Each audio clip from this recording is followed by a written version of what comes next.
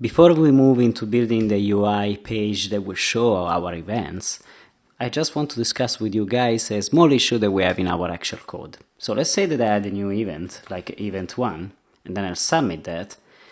As you can see, I'll add my element into my array, and I can add the second event as well, which will update my array of events with the second event. So what happens anyways if I try to change page and go back to the add event page, which is what a normal user will do, yeah? So you have your add event page, and then you go into, for example, the event listing page where you are supposed to see all the events that you have just created. So let's go back to the home and back into add event, and let's add a new event. I would like to see a third object being added to my array.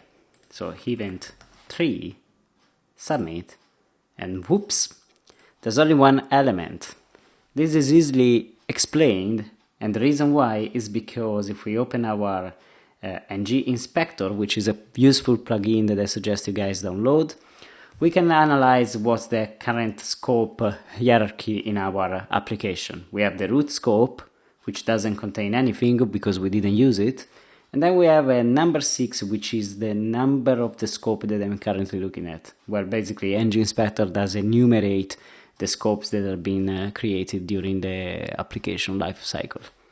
So in here we have our event form, which contains only the name event3, so it's this part of the application. Then we have a few other elements which we don't care about, and lastly we have our event, which contains only one object. Do we want to know why? So let's change again the page. Let's go back to add event. And as you can see, there is the number has been increased because the scope we were on has been destroyed. Once we moved away from our controller,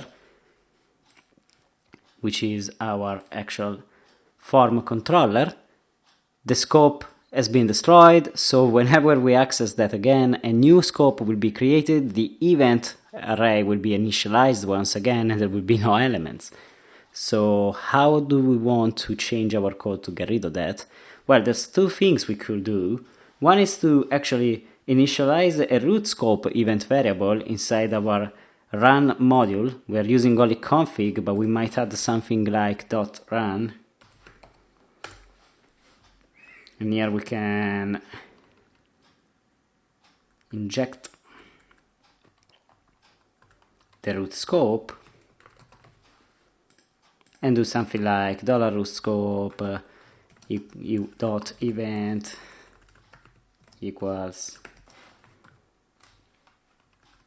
blah blah, and then we might go back to our controller.js and change it to be the root scope, inject it in our controller and pass it around the application. This will work. So we will see the elements being updated over and over, and the root scope is never destroyed because we have only one root scope across the application. But I don't like this kind of approach. I still like using global variables, so we'll go towards another solution. And that solution is to go back to our event factory service, and in here we can declare a variable which will be local to the service, so it's not accessible from anything outside that. And we'll call it events, just like this, and will be an array. And if you remember, in the previous chapter we have created the create event service, which is the one we use to update constantly our array with the new events being added.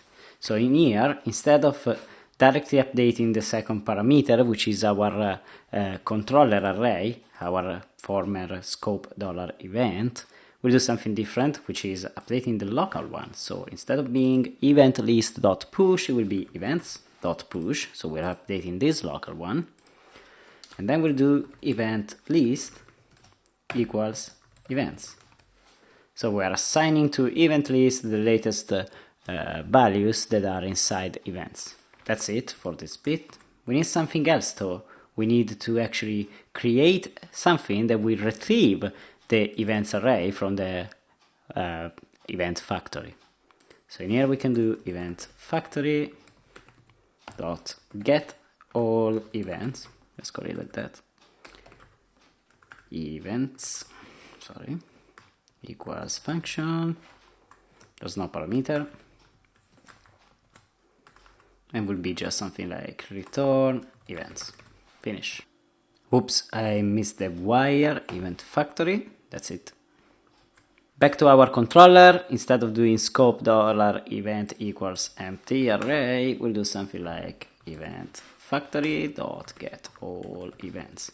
So every time a new scope will be initialized, we'll save. So every time our scope will be initialized, we'll get the latest list of events. Let's see if all of this works. I missed the brackets here. 1 and 2. Save. Back to our application. Let's refresh it. Let's go to the add event. And let's try to create a new one. Ignore this one, it's just one of my extensions that returns this illegal invocation error, but no worries. So event 1, we have our object. Let's open the ng-inspector as well. So as you can see, our scope is number 2, just brand new. And we have one object. Let's add the second one. We have 2 objects. Now let's move back to Angular course and back to add event. We have scope number 3, so completely brand new, but let's look at the array.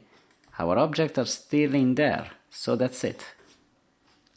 This is the code we'll be using in the next lesson, so I hope that everything was clear enough to you guys. Don't hesitate to leave me comments if you have any questions around it. See you in the next lesson where we'll start building up the UI to display our events.